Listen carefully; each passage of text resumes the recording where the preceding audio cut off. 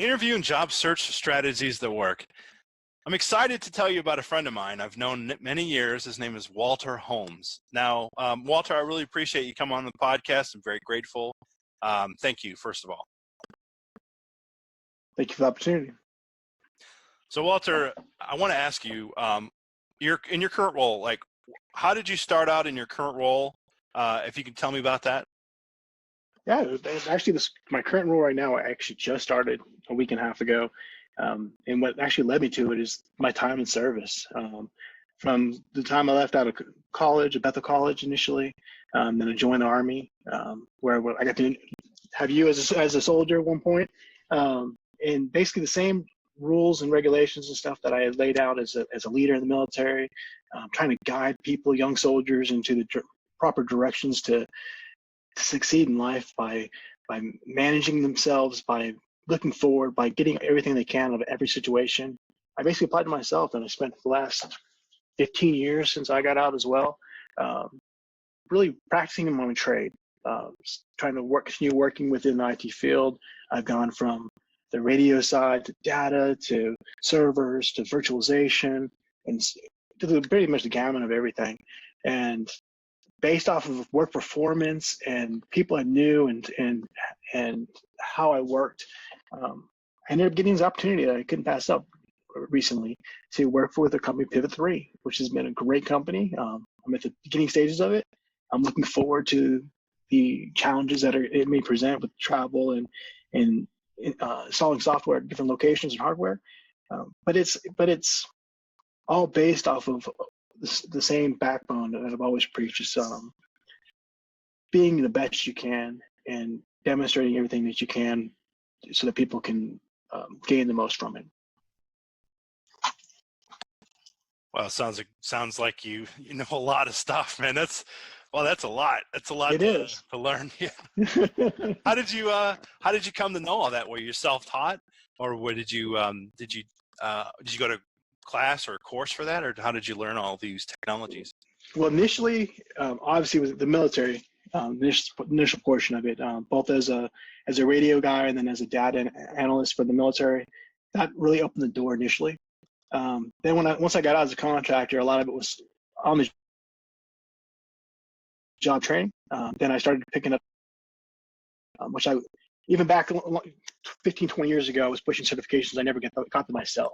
I had my college degree, but I never really focused on that. I just focused more on what I did.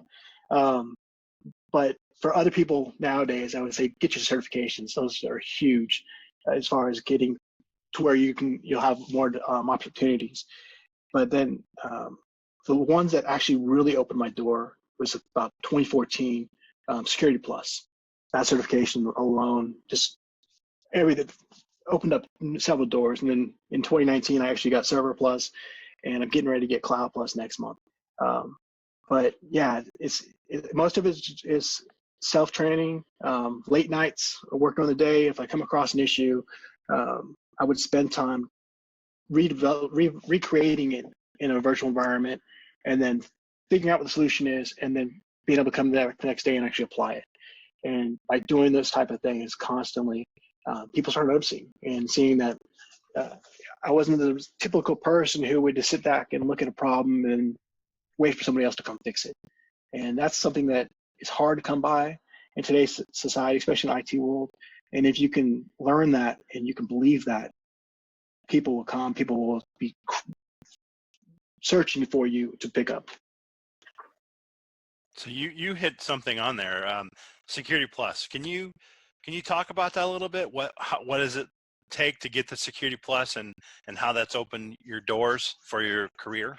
Yeah. I mean, Security Plus, it's not a entry-level certification by far. If you have no IT experience whatsoever, I would recommend starting off with like IT fundamentals or the CompTIA A Plus or Net Plus, which is hardware, networking, and IT fundamentals is really teaching you a generalization of everything in IT to give you an idea of what you want to do. But the Security Plus portion, depending on how hard or how much experience you have, starts focusing more on a lot of like with network security within the computer systems, how to secure the software, firewalls. You go through a whole bunch of scenarios when you're doing the training or the certification test for that. But basically, I mean, it really lets someone know that you really know what you're talking about as far as the computer systems go, mobile systems, you name it. Anything that's basically digital age, you're going to really go over with the certification. But what makes people excited about, though, is it really lets someone know that you know what your job, that they can put you in pretty much anywhere, and you're going to be able to work through those situations. Wow.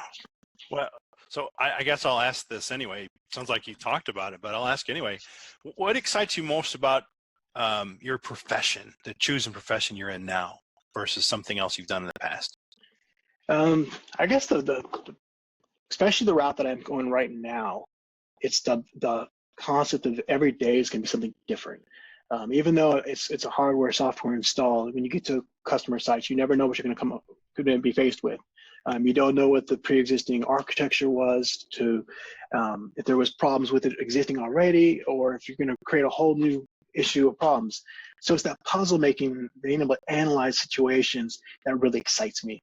And also going to this new position, not knowing how everything works yet, that scares me. But that's part of me that's scared. I'm turning into excitement because now I'm going to get a chance to learn a whole bunch of new stuff that I've dabbled in, but now I'm going to have this opportunity to actually get my hands in it, to just finish basically developing who I'm supposed to be as a IT technician. And I think it's going to put me in a position to either stay this route down the road or one day move into management. Wow, that's cool. Cool. So I ask all my guests that they come on the podcast, and thank you for past guests who come on the podcast. Very grateful for that. I'll ask this question. Based on your advice, based on your experience, the years of experience you have, the knowledge you have, the willingness to just figure it out and make it happen. What advice would you give your relative, your cousin, or someone who's really like, okay, I need this advice and is going to take it, who works at Walmart, and they're trying to get into the job, a field you're in, the IT field, or they work at Walmart, and they're making $9 an hour or whatever, and they're like, I want to get into your field. And what advice would you give them? The biggest portion of advice I can give is, one, find what your passion is within the IT field. If you don't know exactly what direction you want to go into, start off with like that IT fundamentals class to get a taste of everything. And once you find that niche that you enjoy, grab onto it, learn everything that you can, not only within the books, but gravitate towards your peers within the profession who can help guide you and direct you. Look for those mentors. Mentors are extremely important. Over the last couple of years, I mean, not only did I do this IT side, but I actually decided to go into seminary area. And so I finished that this last August, and I'm in my internship right now. But the funny thing is, though, it helped me focus even more. And focus is crucial for the IT field. Being able to sit back and objectively analyze a situation, and to be able to see, not only see the end goal of what should happen, but be able to see what issues you're going to be confronted with as much as possible is crucial. And being able to think outside that box, don't think just inside it, but think outside the box a lot of times, will help make you successful to where you can take part and accept any job that you want, because you have the confidence you built in through knowledge and through surrounding yourself with the right people to help you become successful.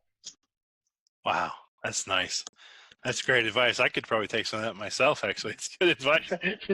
Yeah, I think you have, actually, Gary. I mean, from when you were Solely Remind to now, I mean, I look on your LinkedIn all the time and say, man, this guy's done a lot. Look at him. He was listening to the things I even said. And why didn't I listen to my own words?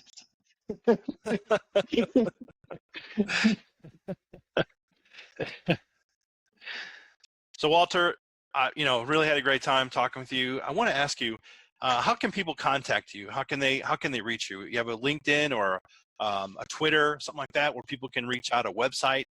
Yeah, so it's LinkedIn. I think it was walter.holmes at linkedin.com. You should be able to find me, or W Holmes.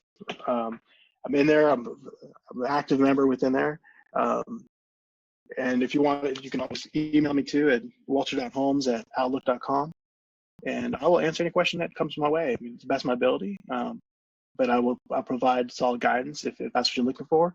I'll even willing to mentor people. I got to know, what's this IT fundamentals? What is that exactly? Is that it's actually a new CompTIA certification that came out. I believe it was this year, maybe last year at the latest. And it's a baseline CompTIA certification that just shows an employer that you have an understanding of the general IT field. It breaks down a lot of different things. I haven't dug into as much. I'm actually getting my wife to study for it right now, and because she wants to get into the computer field as well. And then from there, we're going to go through A+ and M+, and then get her Security Plus as well. Wow, that's nice. Well, Walter, I really appreciate coming on the podcast. Thanks a lot. Thanks again. Really appreciate it. No problem. It was my pleasure. Thank you for having me.